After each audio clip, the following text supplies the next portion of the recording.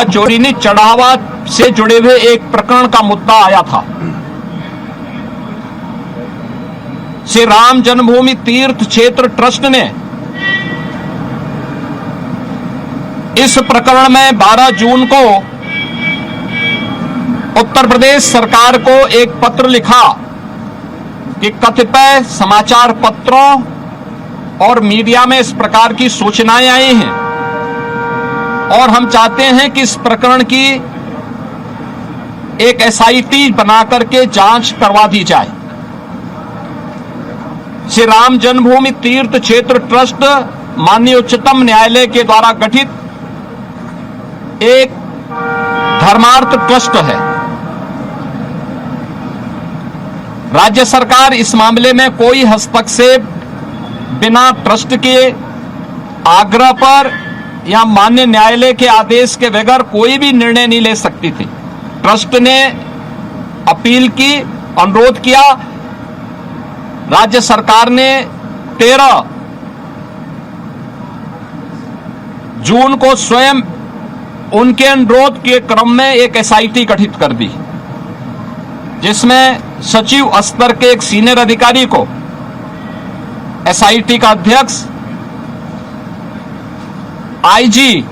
Rank के एक अधिकारी को उसका सदस्य और वित्तीय मामलों के विशेषज्ञ एक स्पेशल सेक्रेटरी रैंक के अधिकारी को उसका सदस्य बना करके इस एसआईटी को काम दिया गया कि वह अपनी रिपोर्ट उपलब्ध करवाएं, जिससे हम ट्रस्ट को इसके लिए आगे की कार्रवाई के लिए कह सकें। 15 जून से कार्य प्रारंभ किया। इस पूरे प्रकरण में एसआईटी ने अपनी कार्रवाई प्रारंभ की और 23 जून को उन्होंने अपनी पहली अंतरिम रिपोर्ट प्रस्तुत की। 23 जून की अपनी रिपोर्ट के बाद जो रिपोर्ट एसआईटी ने उपलब्ध करवाई, उस रिपोर्ट के क्रम में उत्तर प्रदेश सरकार ने ट्रस्ट को उसकी सिफारिशों को उपलब्ध करवाया और ट्रस्ट ने 25 जून को इस पर एफआईआर लॉन्च करवाया। अयोध्या में एफआईआर लॉन्च हुई। एफआईआर लॉन्च होने के बाद उपलब्ध साक्ष्य और प्रमाण के आधार पर कुल 8 लोग पकड़े गए, जिनमें 6 लोग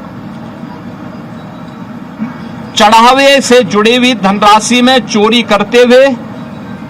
या धनराशि को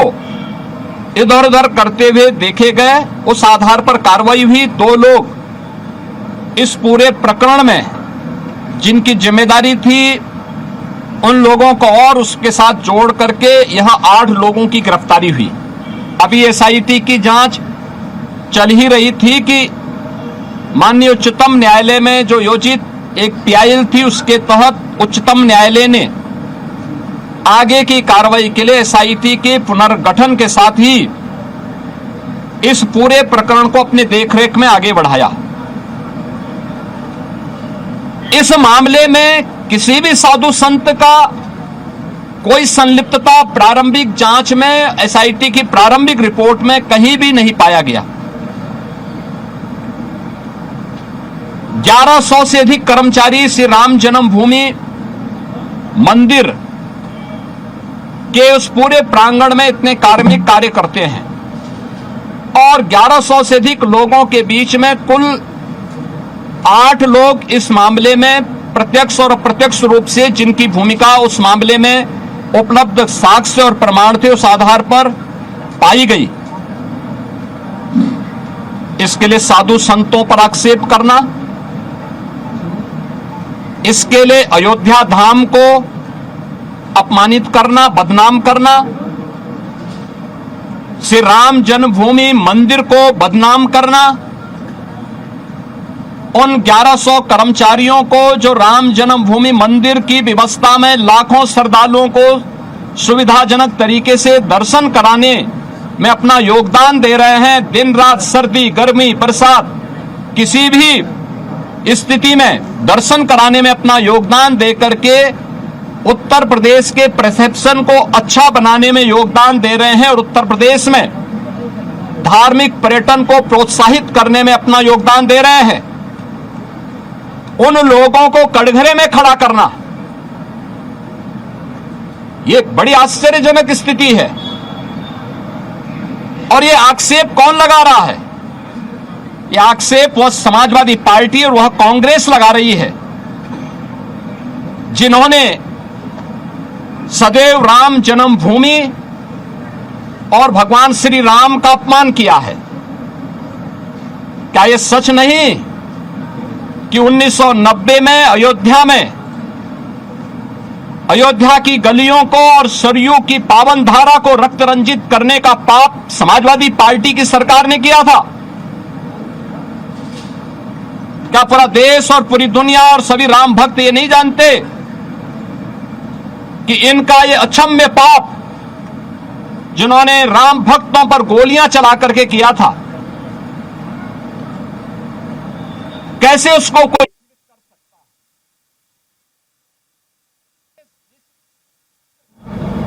5-6 में राम सेतु प्रकरण के मुद्दे पर माननीय उच्चतम न्यायालय में अपना एफिडेविट दाखिल किया था और प्रभु श्री राम और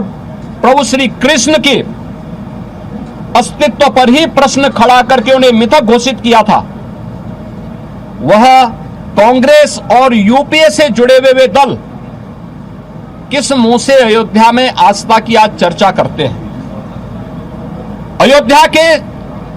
जिस चढ़ावा चोरी से जुड़े हुए प्रकरण की बात आई थी, सरकार ने गंभीरता से लिया था, क्योंकि आस्था का विषय अयोध्या है। कोटि कोटि सनातनियों की आस्था का मुद्दा था और सरकार ने उस समय भी स्पष्ट कर दिया था कि यद्यपि सरकार सीधे किसी ट्रस्ट में हाथ नहीं डालती, क्योंकि वह ट्रस्ट उत्तर प्रदेश सरकार ने गठित नहीं किया, माननीय उच्चतम न्यायालय के आदेश से वह ट्रस्ट गठित है। इसलिए इस मामले में तो ट्रस्ट अपील करेगा या फिर माननीय उच्चतम न्यायालय कोई निर्देश देगा तो हम उस कार्रवाई को आगे बढ़ा पाएंगे। लेकिन उस सब के बावजूद इनके द्वारा राम भक्तों को अपमानित करना,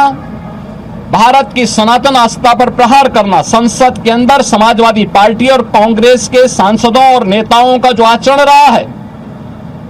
संतों के प्रति जिस प्रकार के आक्षेप वहां किए गए, ये सीधे सीधे सनातन धर्म का अपमान है। भारत के सनातन मूल्यों, आदर्शों और दुनिया के अंदर जो उसके प्रति एक अच्छी भावना बनी थी, उस भावना पर एक प्रकार का प्रहार इन दोनों के द्वारा किया जा रहा है, जिनका आचरण सदैव से सनातन विरोधी रहा है। और मुझे आश्चर्य होता है कि इन दलों के द्वारा जब भाजपा से लड़ने में विफल हैं, मैंने पहले भी कहा, इस पूरे प्रकरण में जो लोग पकड़े गए हैं, इनका भारतीय जनता पार्टी या साधु संतों से कोई लेना देना नहीं। उस सबके बावजूद पूज्य संतों पर, उस सबके बावजूद सनातन धर्म पर, भारतीय जनता पार्टी पर या किसी अन्य ऐसे सांस्कृतिक और सामाजिक संगठन पर अनावश्यक कटघरे में खड़ा करके